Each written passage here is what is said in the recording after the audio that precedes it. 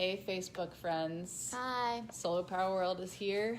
We have survived the polar vortex, and we are back to work on our next issue, but we wanted to take some time to tell you about our January issue that just hit mailboxes last week.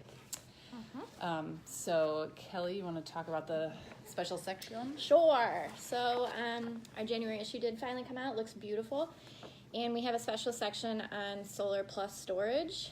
And we have some really cool infographics about what's happening in the storage market right now. Sorry, it's backwards, but we have some stuff about how solar installers are using software to start to include storage in their offerings. And I talked to a few solar installers about how they're trying to start include storage and how it's different based on where you are in the country. Obviously storage makes a lot more sense right now in like California or in markets with utilities that are doing like time of use rates, things like that. So it's just really interesting to see how the solar industry is starting to embrace storage and where it could kind of go in the future.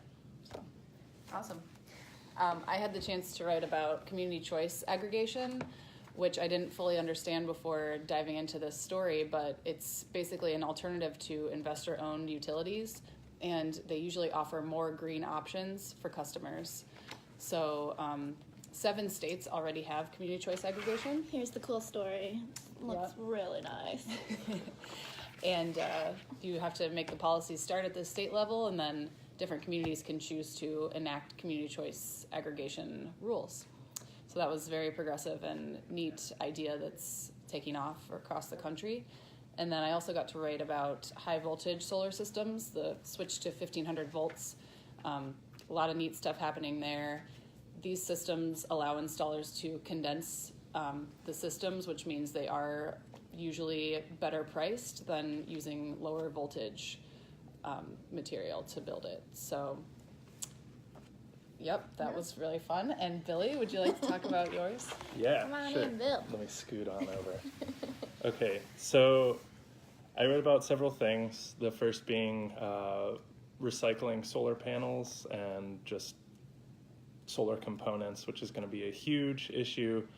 It already is an issue right now with how fragile panels can be, especially when it comes to weather like hail and stuff like that. If you're trying to decommission a solar panel and it's going to end up in a landfill, that's kind of like counterproductive to the whole being green thing. But yeah, the story goes into the repurposing market a little bit.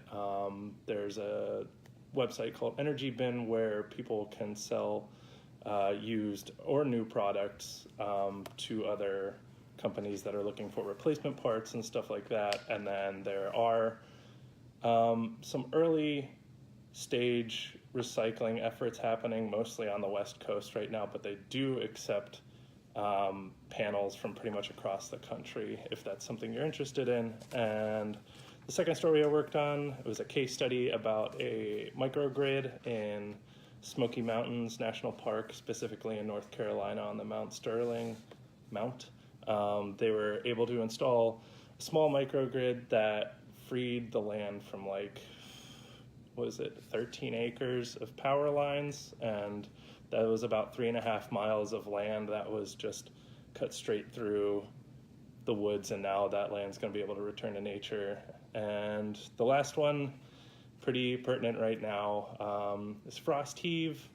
There are several companies that have their own proprietary solutions to avoiding frost heave, but kind of the big takeaway from that story is just having a posting or mounting option that has a pretty low surface area so that frost doesn't really have a lot of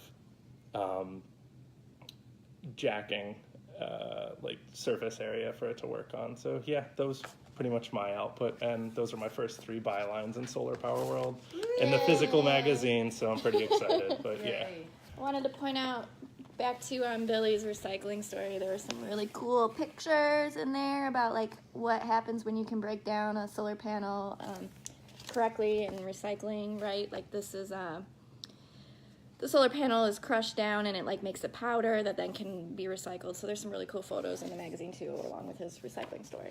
So should I talk contractors now? Yes. Okay, please do. so our next big effort is the top solar contractors list. And so this is for any U.S. installer installing solar in the United States.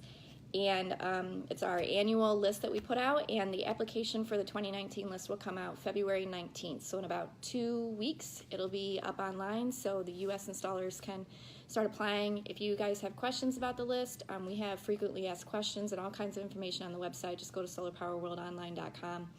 The application will be open through May, around Memorial Day, and then the list will come out in July. So we're starting to get ready for top contractor season, and we're really excited over here. Yep.